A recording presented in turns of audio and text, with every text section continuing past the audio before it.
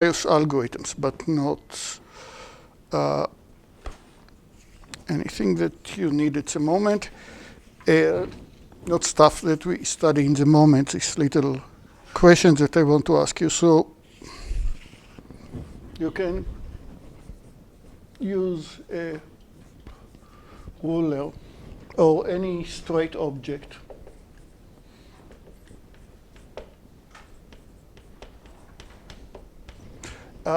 What you see in what I drew in the pages that I all gave you is a straight line, L, and 2 points, P and Q.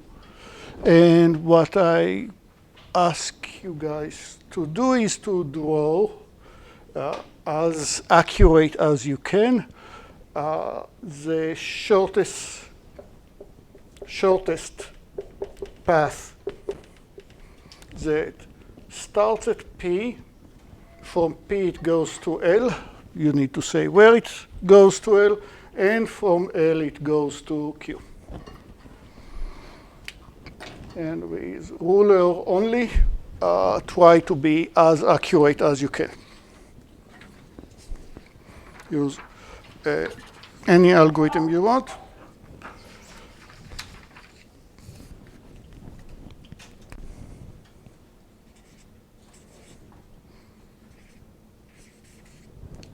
And the location of P and Q are completely arbitrary. They are not the same in all the pages. They are not equidistant from the line. They are not in any special angle. So yeah, and it has nothing to do with WSPD. Is the sound okay, or is this big hum? Yeah, it's good, but on OBS it uses the microphone on your shirt. Yeah. On Zoom it uses some sort of fixed microphone on the computer. So they're using like different microphones. Okay, I think that one of the two microphones here is bad. Let's switch in Zoom. Preference. Let's go to audio.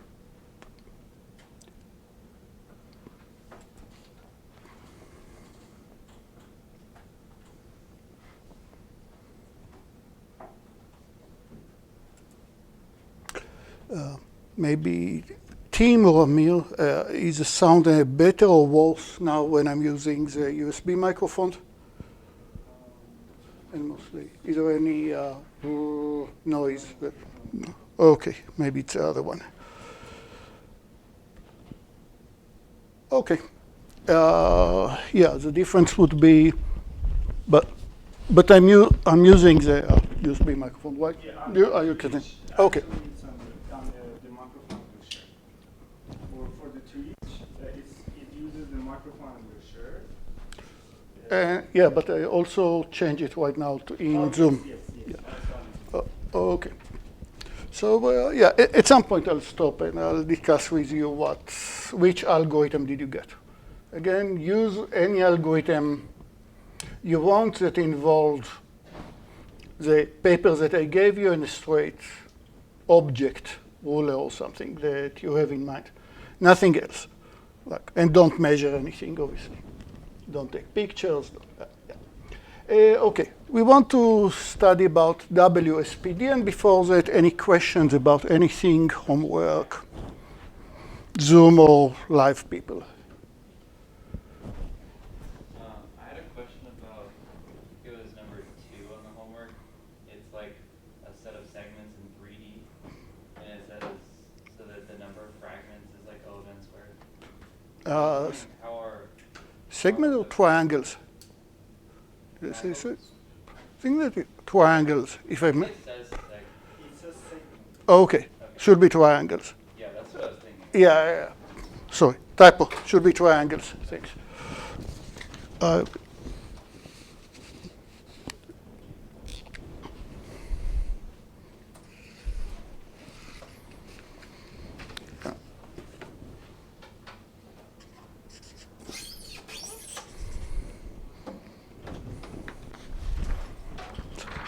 Gang, the question is to find the shortest path that starts at P goes to L, any point in L that you want, and then go to Q, and this path should be as short as possible. And try to be as accurate in your drawing as possible. Okay. Yeah, WSPD stands for well separated pair decomposition. So before I actually define what is well separated pair decomposition, here you see two sets of points. Here are all the BIs. My camera, I'm sure, is not in the right place.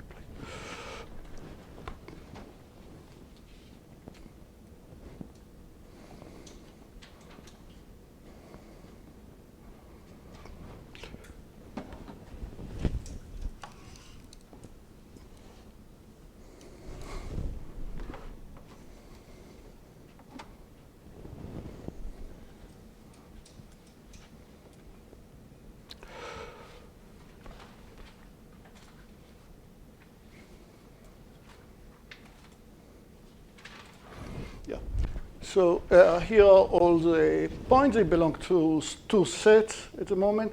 I want to tell you what is the diameter of a set. Diameter of a set is what is the diameter of a circle. I look at every 2 points on the circle, find the two most remote ones. It's not unique, but it doesn't matter. I'll find the two most remote ones. That's the diameter. Same way I can define the diameter of everything. Check all the pairwise distances. I think that A6 and A7 are as far away as possible. That's the diameter of A. Similarly, the diameter of typo, diameter of B over here, cut and paste arrow. Diameter of B is the distance between the two furthest away points among the red ones. And I want to ask what is the distance from here to Phoenix. I'll think about the distance from here to Phoenix as the distance between, well, depending which point in Tucson, which point in Phoenix. I'll think about it as, well, look at the two closest points, one in Tucson, one in Phoenix. That would be the distance from Tucson to Phoenix. So between two sets of points, the distance from A to B is the shortest distance between these 2 points. That is, considered all the pairs of distances, one from A, one from B, the distance is as close as possible, kind of the opposite of the diameter. Okay, just formality, because we'll use these notions a lot. Diameter as far away as possible, distance the pair that is the closest. And so let's remind ourselves what is the Minkowski sum of two sets. When I had two sets, A and B, and I talked about the Minkowski sum, A plus B, in LaTeX it's O plus, the O inside. It says take every point A in A, every point B in B, and sum them up. For all pairs A and B, look at the sum A and B. Done. Okay. Now, what is A? The cross, you sometimes will see it as the Cartesian product. Sometimes you'll see how, sometimes you'll see it as a set pairs, A pair B, no, set pair B. Well, I'm not going to multiply. I'm not going to do any exact arithmetic operation between them. I'm just going to list all the pairs A and B. Just going to list all the pairs A and B, such that, once again, A is in A and B is in B.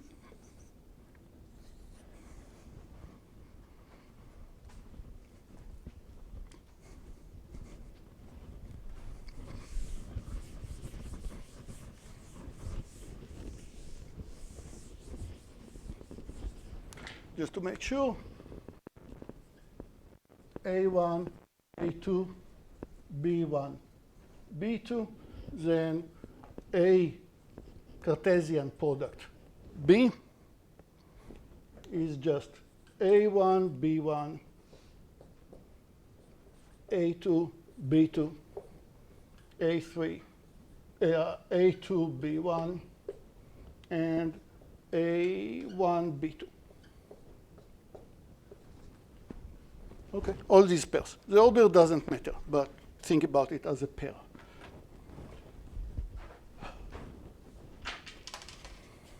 Okay, and we are going deeper and deeper on this overly crowded slide. I want to ask what is a pair composition.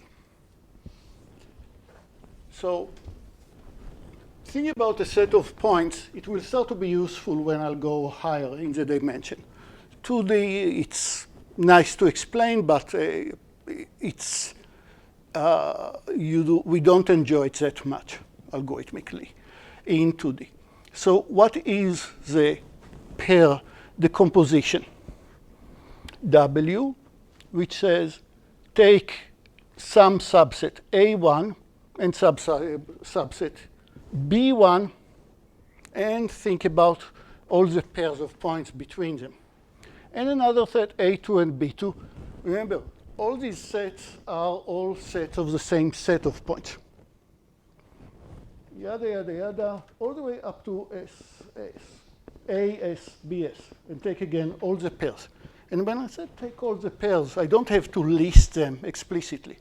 I can just say all the set will be represented by somebody that is represented by a node in a quad tree, usually, or a node in a subtree.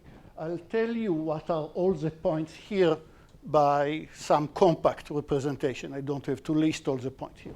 Nor do I have to list all the points here. But I do care about all the set of all these pairs, all this decomposition.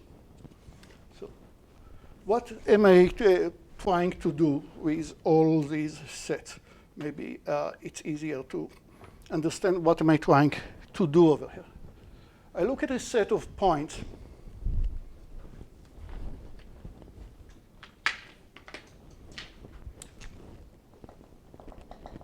I look at my sets of points, and I can cluster them in various ways. And actually, the WSPD will give me a good hierarchical clustering to tell me this is a cluster, and this is a subcluster, and this is a subcluster. So it suggests both clustering of the points, but it also suggests the same way clustering of pairs of points.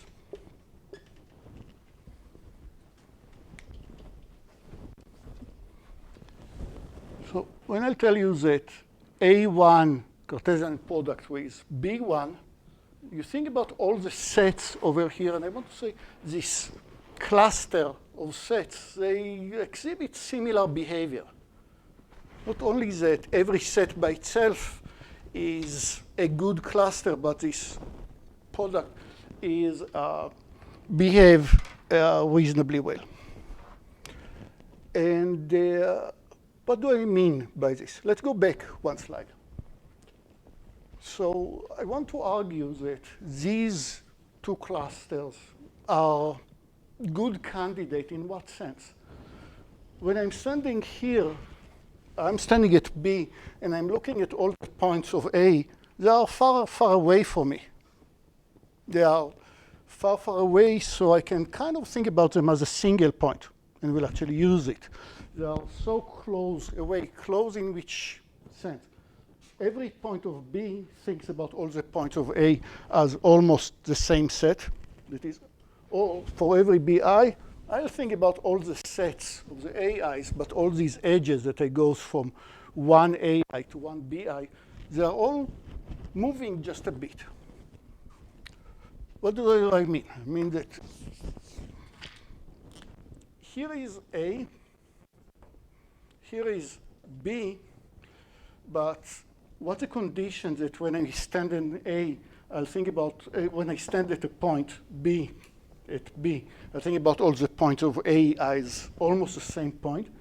It means that the angles that I see all these points of A should be small, or formally, that the distance between any 2 points of A should be much smaller than the distance between A and B. Okay, that's where we are going with this.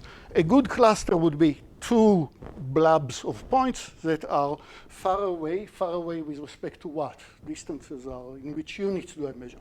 Far away with respect to the diameter of each set individually. So let's go back into this random collection of fonts. W, well-separated pair decomposition, is a set of pairs. A1, B1 will be 1 pair. Again, this is a subset of S, and this is a subset of S, but there is no points in the same pair. Actually, they should be far away. They should be well separated. Here is another pair, A2, B2, all the way up to AS, BS. What are conditions now, a bit more formally? Look at one such pair. No point belongs to AI intersection of BI should be empty. It doesn't mean that a point appears only once. It's a kind of hierarchical clustering. It does not mean that these points should appear only, that a point should appear only in one cluster. But it will definitely mean that for every such pair, they looks like this. What next? Of course, AI and BI belongs to S, that we said over here. What's the other condition? Put your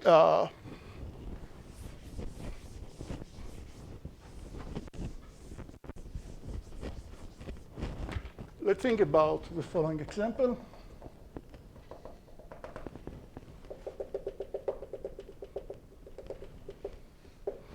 So what will be the well-separated pair decomposition where you see here, where I'll have 1 point, 1 subset A1, 1 subset A2, and 1 subset A3. The second condition will, this condition, the second condition will mean that pick any points, any pair of points in this subset, any pair of points between them, you'll find this pair in one of these Cartesian products. You don't miss any pair of points.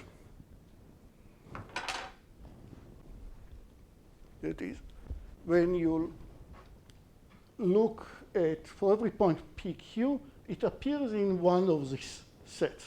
That is, look at A1, Cartesian product with B1. Look at A2, Cartesian product with B2. These are a lot of sets of points. And remember, when I wrote AI, A2, and B2, I mean every point in A2, every point in B2 should appear. What do I mean altogether? You covered all the pairs. OK. The third condition will say, it's very easy to generate a pair decomposition. Take any 2 points. Each such point is very tiny. So no matter how close or far they are, the diameter is 0. So I can generate as a pair decomposition as W all the possible pairs of points. But it's not very helpful. I didn't study anything about the distribution of my data by saying, here is a list of all my points. I want to have that the number of such pairs should be small. Otherwise, it's not useful. Linear will be very nice. That's where we are going.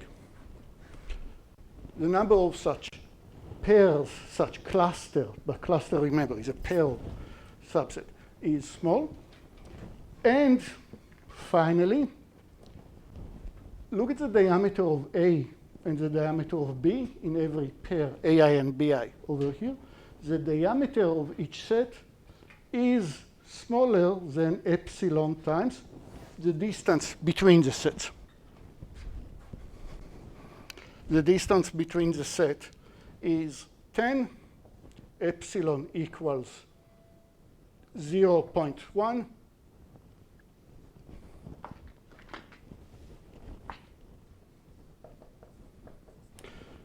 it can only happen if the radius here is 1 and 1. Well, the diameter actually should be 1 and 1. So the radius should be half and half. Okay, otherwise it's not epsilon well separated per decomposition. Okay, so the question is how to find it and what does it look like at all? So far, you see a lot of fonts where it's a bit obscured. I mean, I'm reflecting for myself, remembering how long it took me until I felt that there is some, that it all have some sense. So let's think about the case over here. How would I find well-separated pair decomposition of everything here?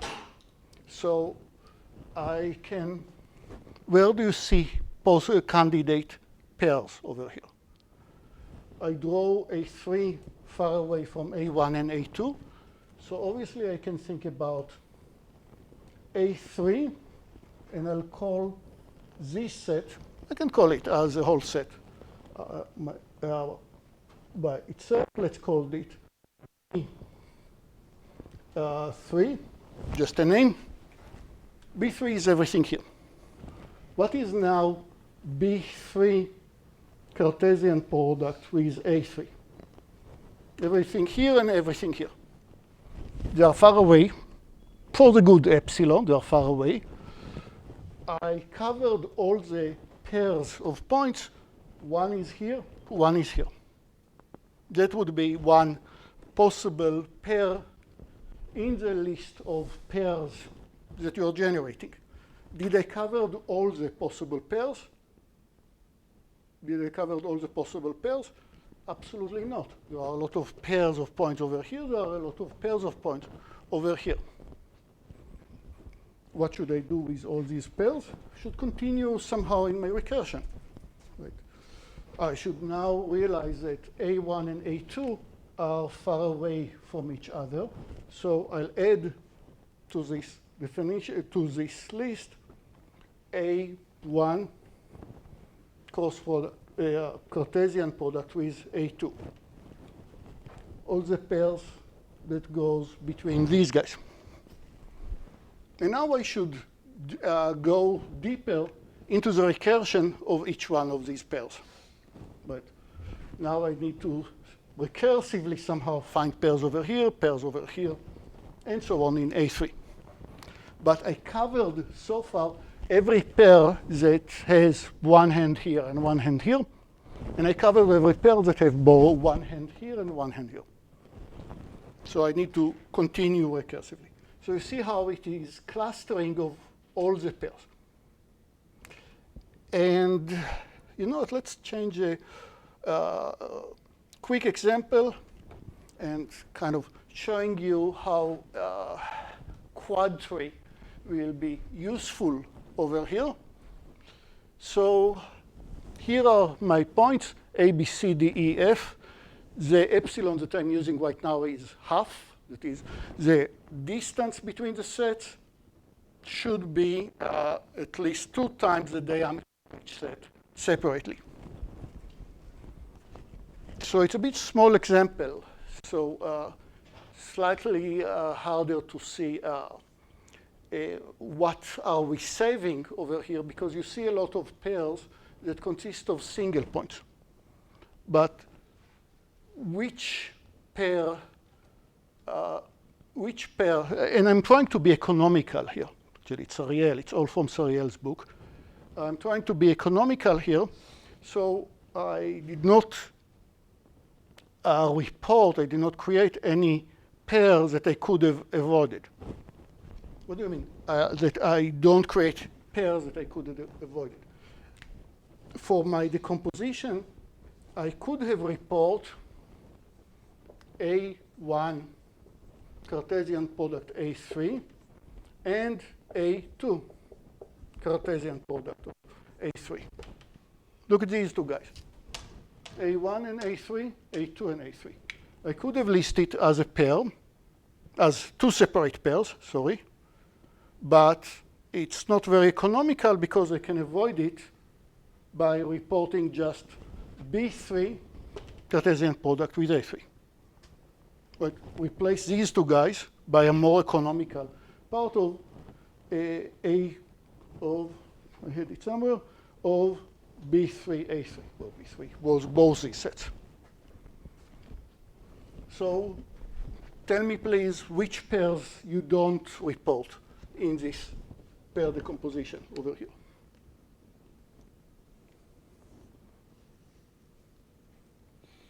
What does not appear here? Not appear explicitly, that is appeared as a compact representation. You have a lot of singletons, but of 1 point from here and 1 point from here. D and E, no matter what I'll do, the diameter of the set E is 0. It's always separated from any other distinct point. So D and E will appear there. But there are other pairs that I saved, that Ariel saved. See them? C and B, quite close to each other. E is far, far away. So I can report A and C, and actually add A, B, and B into the game. A, B, and C, the whole three of them are close to each other and far away from E. So this is a decent pair. It should be reported. Make sense? So again, it's very mysterious why I'm doing this whole exercise and how come it helps any algorithms. But it's less surprising if you think about what helps us in the approximated Voronoi diagram. What was the whole intuition behind the approximated Voronoi diagram? If I'm very close to the set A, I'm very close to A2, then I cannot think about all the points of A2. When I think about the nearest neighbor, I cannot think about A2 as a single entity. I cared about each point individual because I'm very close. If I'm very far from A2, then whomever you're picking from A2 doesn't make any difference.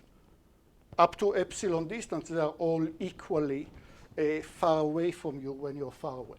They are all equal candidates. Okay, I think that I'll wait with the construction of the WSPD. We'll wait for it for next meeting, and let's just believe this. It was a very nice but very complicated result when it first appeared, and then it got simplified and simplified. That if you're in, you gave me epsilon, the error that you require, this ratio between the size of the balls versus the distance between them. You told me what is epsilon, and of course you are living in some dimension D.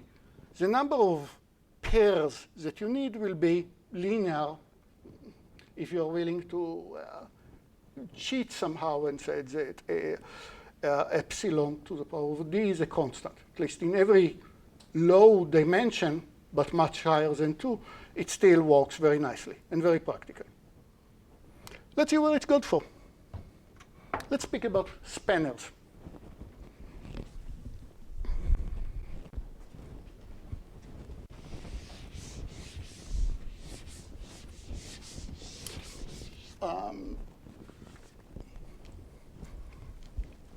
Maybe before spanners, I do want you to remember that I talked about all the pairs. Should have said it before we are moving on. I spoke about all these pairs, but if I want to represent all the points that live in this quadrant, here's my quad tree that is built on this guy. Empty leaves don't appear here. Okay. How can I tell you about all the points in this quadrant when I create a well-separated pair decomposition? I'll just tell you that one of my pair will be this node and possibly this node, if they are far away from each other. Okay, I just need to tell you about pairs of nodes of the tree, which is exactly what you see over here. In this tree, you see that B and C, this is a pair. Again, single points no matter what. But look at the quadrant that contains A, B, and C. The quadrant that contains A, B, and C, this guy, it is far away from E. So E and the root, just this node, might appear as a pair. I don't need to explicitly tell you who are the points that live in such pair, and I definitely don't need to tell you who are the pairs of points.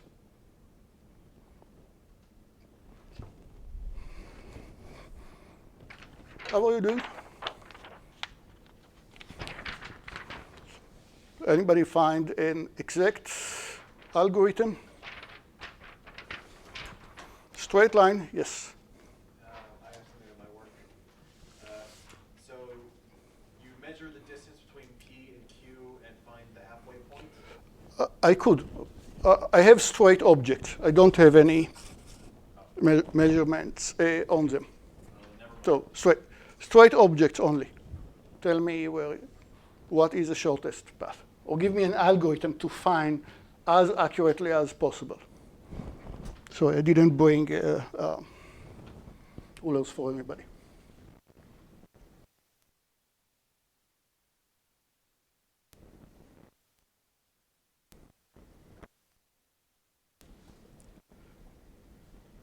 And,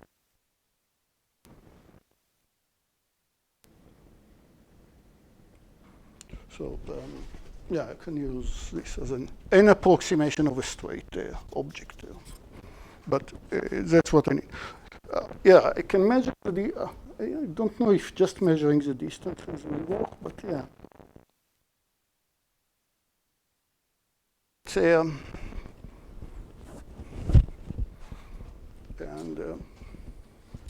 mean, looking at you, I'll see if somebody found the solution. Of course, I'm looking for a cheat, but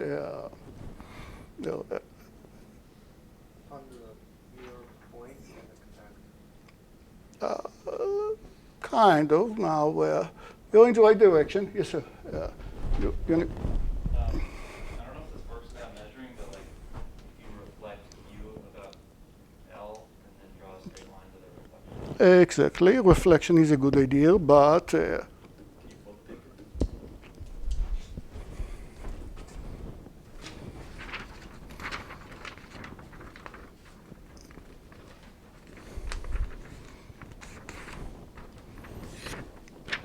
okay, draw it, hold against the line.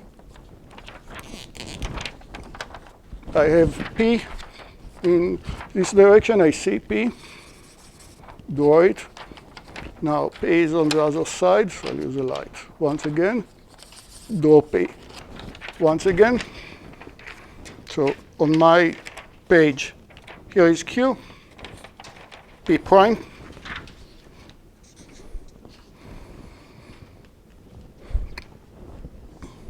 And now, since I have Q and P prime, that's exactly the reflected point that you all suggested, what you're using when you want to bounce a ball when you are playing pool. Right. And now with a straight object, draw the line from P prime to Q.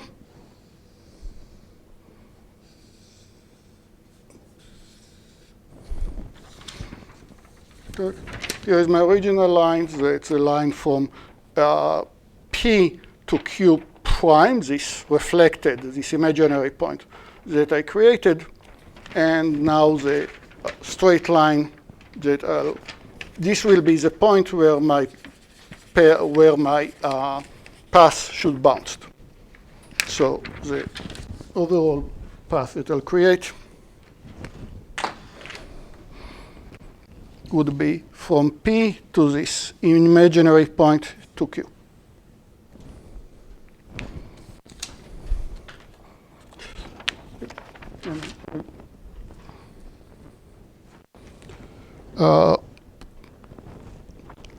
And the reason that I remembered this cute puzzle once again is that because we started to work again about path of robots that tries to visit region and check, let's say, in a polygon, I have a robot or a drone or a moving object that tries to see every point in the polygon. And the way that our algorithm worked, or that any algorithm in this context will work, again, I want to find the shortest path that see the whole polygon. If I stand right here, I don't see the whole polygon. To get to this polygon, to see Q over here, I have to somewhere hit this visibility cut.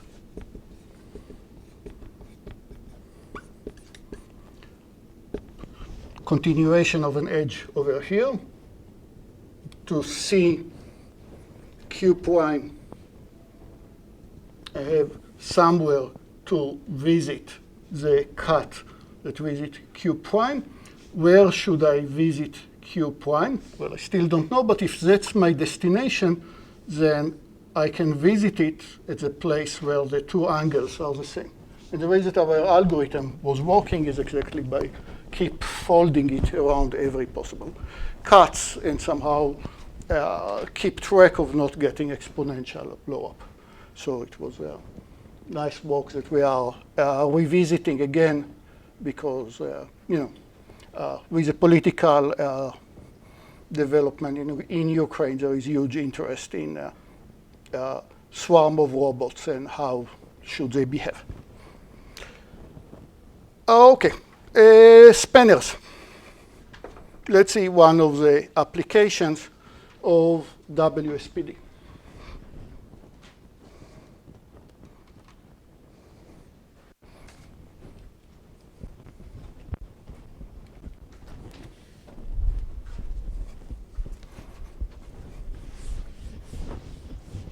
Yeah, if anybody is interested in publications, working with us on it. It's there. Okay. So let's think about a road network. I have a road network that connects points P1, P2, P3, P4, P5. It's connected. I can reach from every point to every other point. But I'll argue that probably people at P5 and P3 might feel quite annoyed every time that they need to go from P5 to P3 and vice versa, if this is a road network that I created. Why will they find upset? Because if they are avoiding any off-road capabilities, then the only way to get from P5 to P3 is to drive along the graph, which would mean I have to take this edge, then to drive along this edge, then to drive along this edge, and I have to do this whole path. Now, what's a big deal? That's also true if I want to go from P1 to P3. I cannot go just straight. I have to confine myself to the road. But the parameters that might determine how upset or not they are is, let's look at the stretch of a path. Let's look at the stretch of the path. What is the stretch of the path? The stretch of the path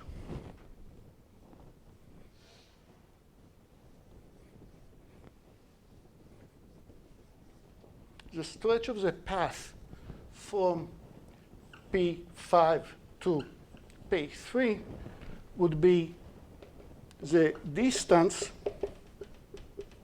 on the road, the distance on the road. And obviously, the distance on the road cannot be smaller than the Euclidean distance, but it can be larger, and it can be much larger, which is the case in this part. It's a distance on the roads,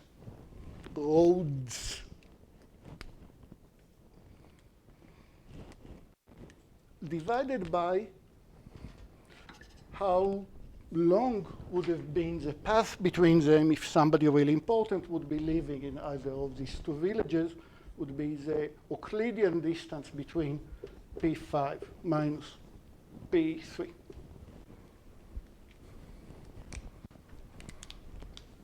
That is the stretch between Pi and Pj would be the distance between them when you are limited to the graph only, divided by the Euclidean distance between them. That is, if there is a road between them directly, like between P3 and P6, I think, over here, there is a straight road between them, then the stretch from P3 to P6 is 1. That's great. But the stretch from P5 to P3 is, let's call it 15 divided by 1, which will make it very annoying. They have to drive 15 times what they could have driven. So possibly this is a fine minimum spanning tree, but you'll get a lot of people upset. If you want to schematize what's going on in this graph, what's going on in the network, that's probably not a good way. And with Stefan Kobarov and plenty of others, we worked quite a bit about how different spanners should change when you are working on different resolution of maps and want to capture how the maps looks like in different resolutions. But back to the definition specifically. So now you know what is a stretch of the path or between 2 points. And the stretch of the whole graph, is just the maximum stretch. I think that I didn't write it explicitly.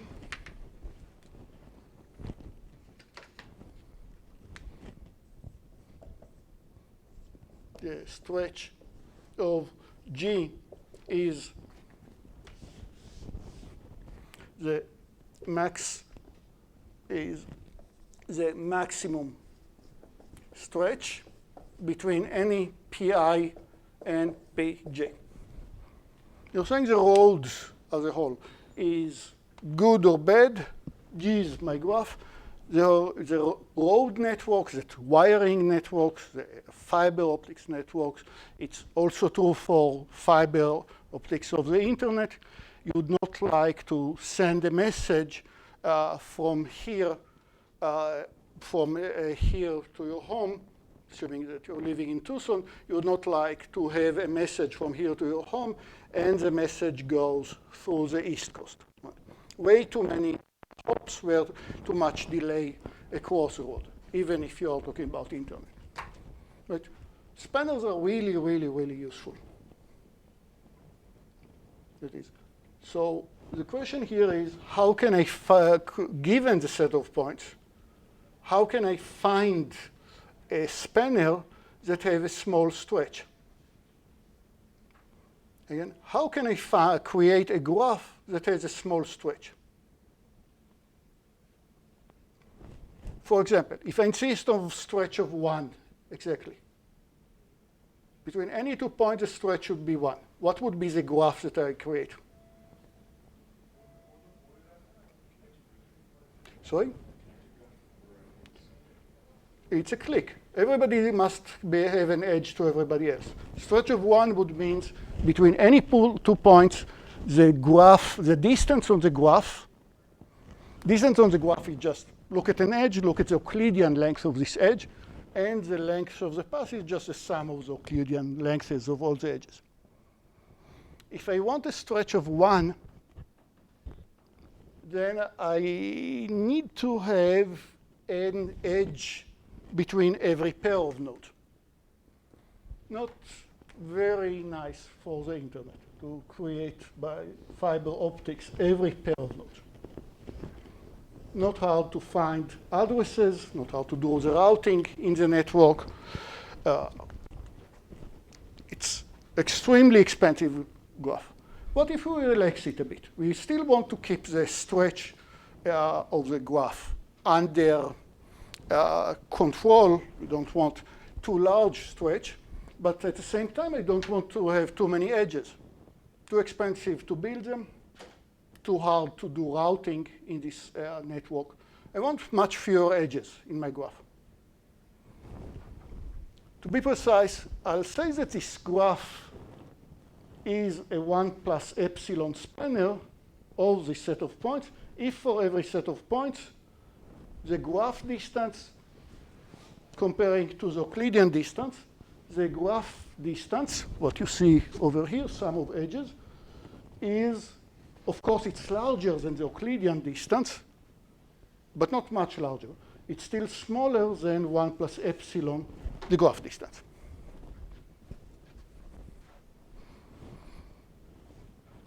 OK, so that would be a good spanner.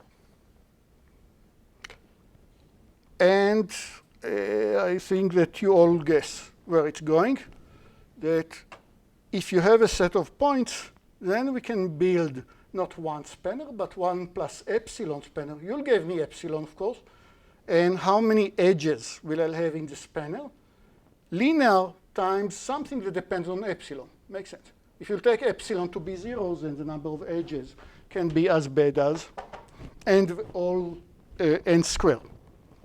But if you're willing to live with 5% stretch, meaning that you increase the road by no more than 5%, you can do much better.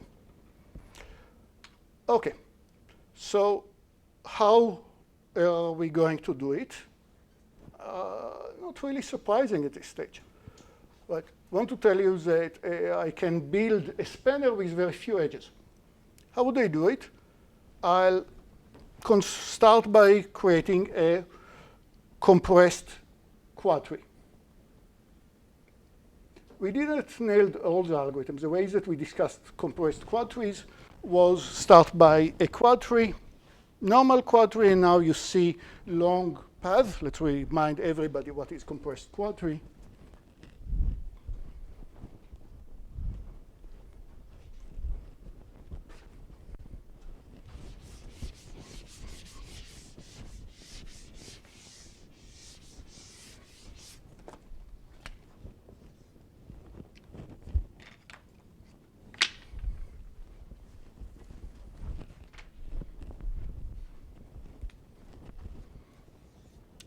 You start by a quadtree.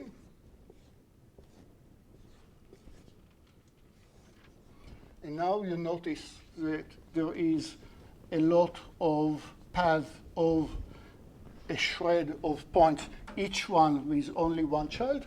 What are you doing? You're taking this whole branch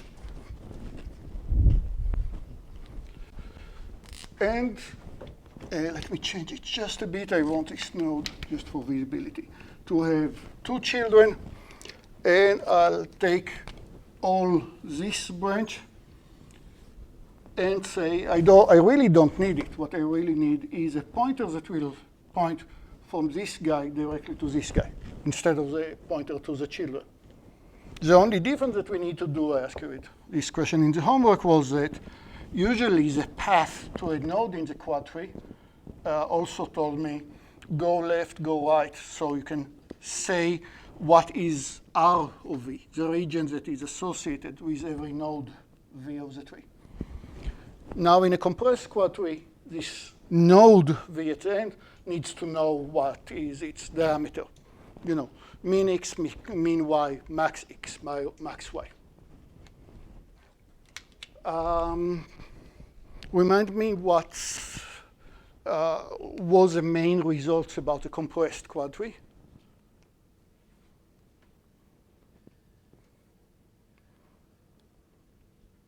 We had a pretty strong combinatorial result about it. It's a good review for the final.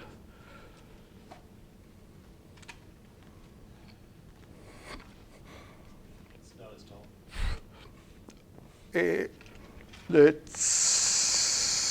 It could be, but the annoyance of being tall is not as annoying. We started from the case of, remember the example of putting two nodes right here close to each other, and we had to split.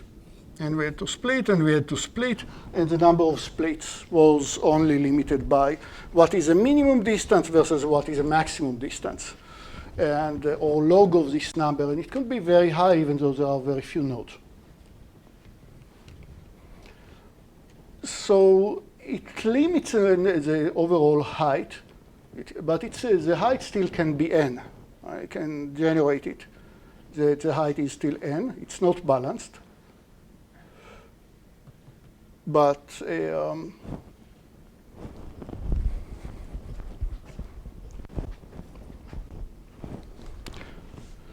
how many nodes do I have? Right here, I have only n2 data points, but the height is unlimited. The height was the ratio of the max distance between 2 points, pi and pj, any 2 points, pi and pj, divided by the mean distance of pi and pj. We had a name for this ratio, right? We talked about it last time, right? This was a spread of the data. So the height of the quad tree was log of this spread. How many times do I need to chop it until I define it? But we had much stronger results about compressed quad tree.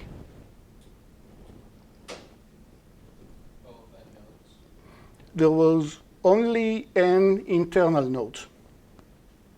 There are only n internal nodes. No matter if you have n data points, then there are only order n internal nodes. And remember, what was the main combinatorial lemma that we needed over there? Why was it true? How can I bound the number of internal nodes?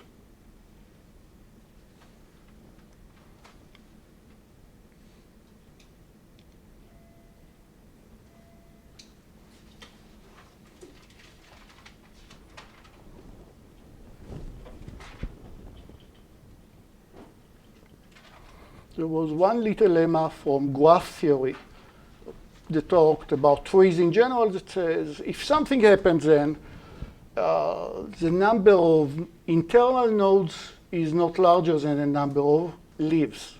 And the number of leaves here is just the number of data points. So what should the tree satisfy? So I can say the number of internal nodes is not larger than the number of leaves.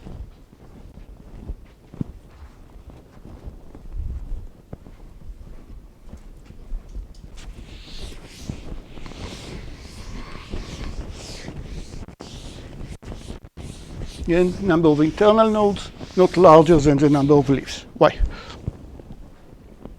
What should yeah?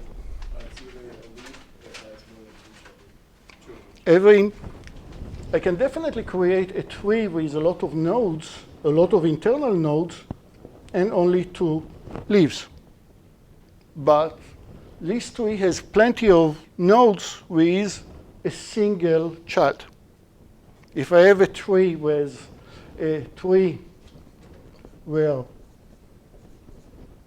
each node is either a leaf or has 2 or more children. If this happens, then number of leaves is small or equal than, number of leaves is larger or equal than number of internal nodes. And you can easily prove it by induction, assuming that it's true for one, and then just remove a leaf with the sibling of this leaf, and the number of leaves decreased by 2, but the parent becomes a leaf. So the number of leaves only decreased by 1. And the number of internal nodes decreased by 1 as well. So if it was true before, it's still true. So compressed nodes finally tells us that there is a way to control the memory, that we don't need to spend the log of the spread that can be arbitrarily large, especially if the points are not integers but has float coordinates. So it's finally made the quad tree applicable for float data, even though if I have 2 points that are very close. I don't care. Everything still works in the quad tree. But there is another message of using the compressed quad tree. So we call it a quad tree, but in a normal, non-compressed quad tree in R3. I'm thinking about quad tree in R3. First, it's not called quad tree. It's called octree. Why? Because every node, if it's not a leaf, then we split it by x, we split it by y, and we also split it by z. So it has 8 children. And in general, if I'll replace the R3 by R to the d, then the number of children of a node would be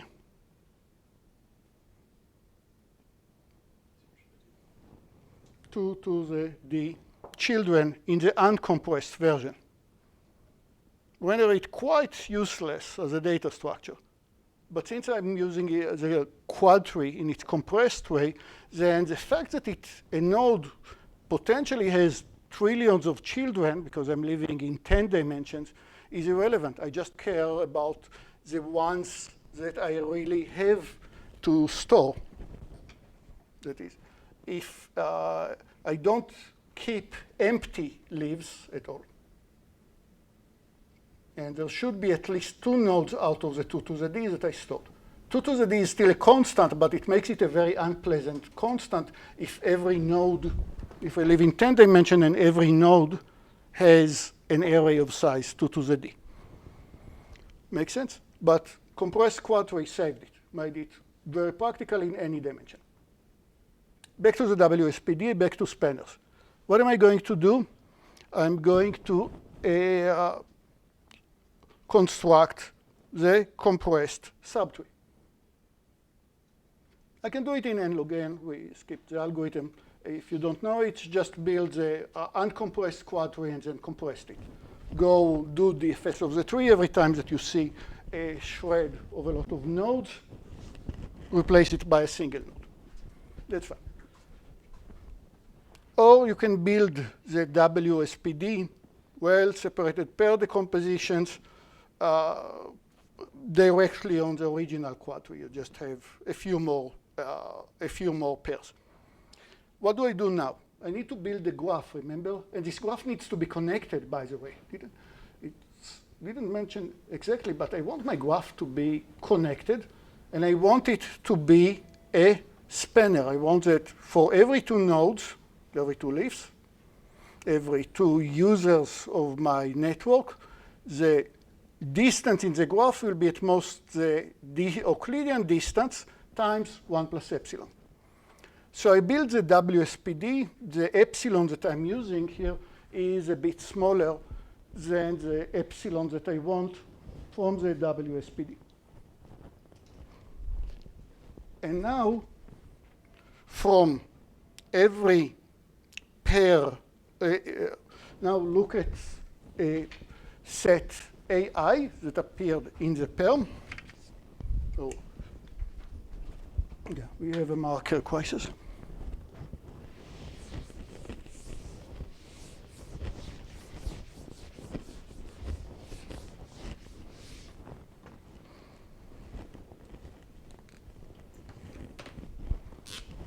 And now, this is one of my pairs, AI, BI. one of my pairs. AI has tons of points. Pick one of them.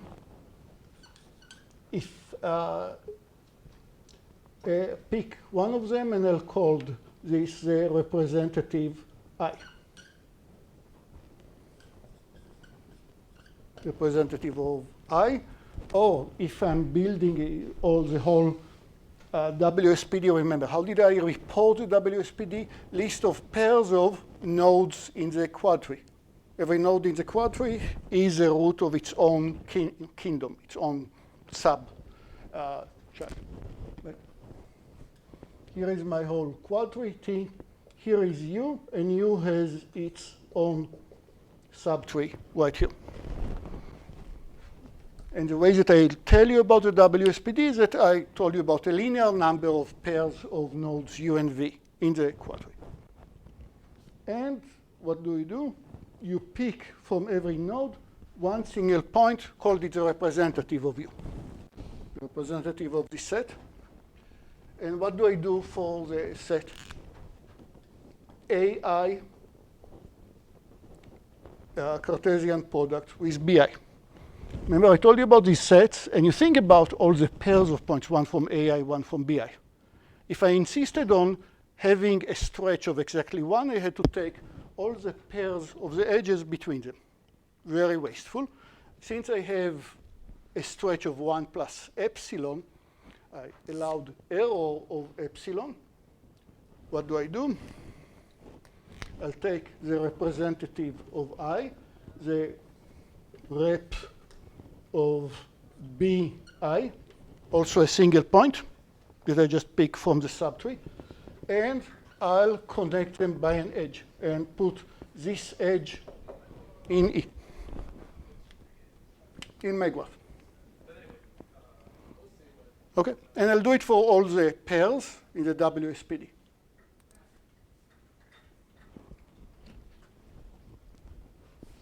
How many edges did I create? The number of pairs in the WSPD.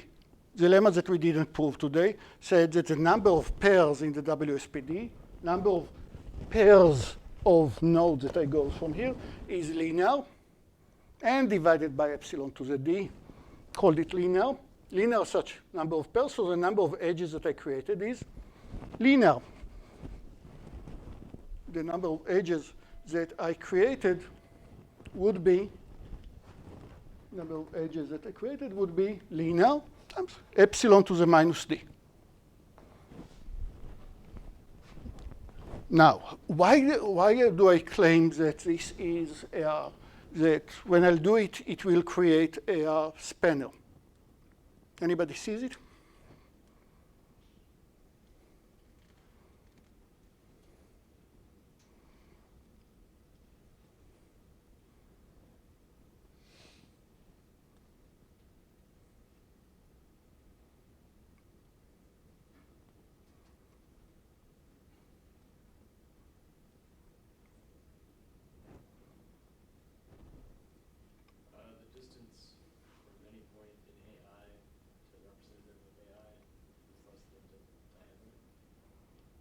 Very nice. So let's think about a point or other point, pi prime, and let's call it ai prime. Point ai in this part, let's call this point bi in this part. Now, possibly ai and bi are just a representative. What's a stretch in this case? Because between these two nodes, 1. Because I connected them by a straight line edge, I cannot get shorter than this. But what happens if bi in this part is different than the representative, and the same for the AIs over there, right? There is still some part of this path that is wiggling around over here, and still some path over here that can wiggle. That's possible. We'll have to account something from it. But what cannot happen for this path? Why can't I say that AI and BI are actually very close geometrically, Euclidean distance, but very far in this path. Why can't AI be here, BI be here, and my sets will actually include BI and AI. And now, if I want to go from AI to BI, I will have to spend all this very long distance. I claim that this cannot happen. Why? Why can't it be that AI, BI are so very close geometrically, but when I build this WSPD, they'll have this very long path? Because the decomposition guarantees that the Any point of AI and any point of BI, they are all encapsulated in these two balls, and the radii of both these balls are much smaller than epsilon. They are much smaller than the distance between the balls. They are far away. So AI and BI cannot be too close to each other. They'll be stuck inside these balls. Now, how do we make a full proof out of it? And I'll just hand wave. We are going by induction on the length of the path. How many edges? I'll argue that between AI and the representative, I just spend a constant of 1 plus epsilon plus this length plus 1 plus epsilon times the distance. Over here, when I'll sum up, therefore, how far away, how close can AI and BI be? They cannot be much closer than the length of this edge, if I'm trying to say that it's not a spanner. That's all. Because the red part has fewer edges than the part that I create now. It's induction on the number of edges. The red part has good stretch, 1 plus epsilon, the same for the red part over here, implying that the distance between them is not more than this plus the red. So you did not spend, you need to spend about 1 no matter what, no matter how the graph would have been, including if I would create an edge. Okay, I think that it's pretty cool, really nice algorithm, and you see already where it is, how it partitions the galaxies into galaxies that want to connect. Let's see one more applications. Again, we are not very deep on proofs today, going higher. I want to create a minimum spanning tree. Minimum spanning tree, how do you do? You can use prim algorithm.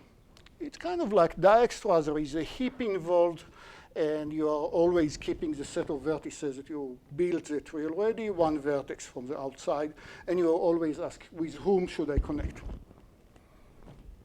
You can use Kruskal a bit faster, especially if you're using union find data structure. It's really fast algorithm. And it always asks, I'll build some connected components for my graph, and without my connected components, I'll always pick the cheapest edge that I need to consider. That's Kruskal. Here is the edges that I create by using only cheap edges. And now I considered the next edge in terms of the price, the next edge in terms of the price, and this edge might connect to vertices that are already connected in one of my subtrees. And in this case, Kruskal says just ignore this edge. It doesn't add anything, and it's more expensive than the edges that you used in the green part. Or it might connect to trees that are not connected yet. And then you're saying, voila, that I will use this edge. It's much cheaper than any other edge that connects this subtree to this subtree. So I do want to use this edge. How do I know if it connects the same subtree or different subtrees? That's where union find data structure helps you, and you can do each operation in almost constant time. It's very, very cute, very cool data structure. So either way, but no matter if I use prim or Kruskal or other algorithms, I need to spend at least the number of edges. I cannot avoid at least reading the whole graph. I need to know what is the whole graph if I want to construct the minimum spanning tree. So if the whole graph is of n squared, then my algorithm runs in n squared. How do you solve it in the plane? In the plane, you can find it quicker. And you should be able to find it quicker before the final. How do you find the minimum spanning tree for a set of points in the plane?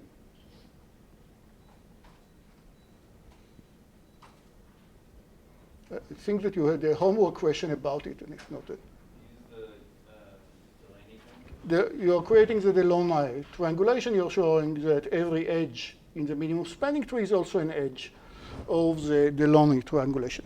The opposite is not true, but at least every edge of the Delaunay is also an edge for the minimum spanning tree, so you're running prim or Kruskal, but on much smaller set of edges. There is only linear number of edges in the Delaunay triangulation. What happens when I'm going to 3 dimensions? The Voronoi diagram in 3 dimensions has n square complexity. There is something that is equivalent to the Delaunay triangulation. It will be Delaunay tetrahedration, but it also has n square or more complexity. So this value doesn't give me any efficient algorithm in higher dimension. What can I do instead? Well, not much if I insist on the exact optimal algorithm, but if I allow 1 plus epsilon on the total sum of lengths of the edges, error of 5%, then you can start with a linear number of edges that you'll feed into the minimum spanning tree and just check only these linear number of edges. What are these edges? Create a spanner. Create a spanner, all these edges between the representative. And now we can prove that the minimum spanning tree is a subgraph of the spanner. So you can remove edges, and you have plenty of room to play with what exactly you are optimized and which edges you keep or don't keep.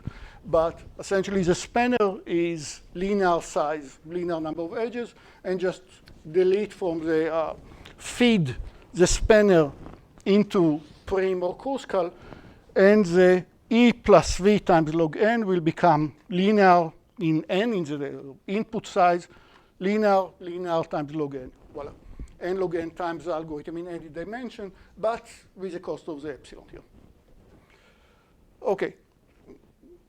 Yeah, I think that we are good for today. I might insist on the proofs, or I might just move to next topic. Thank you.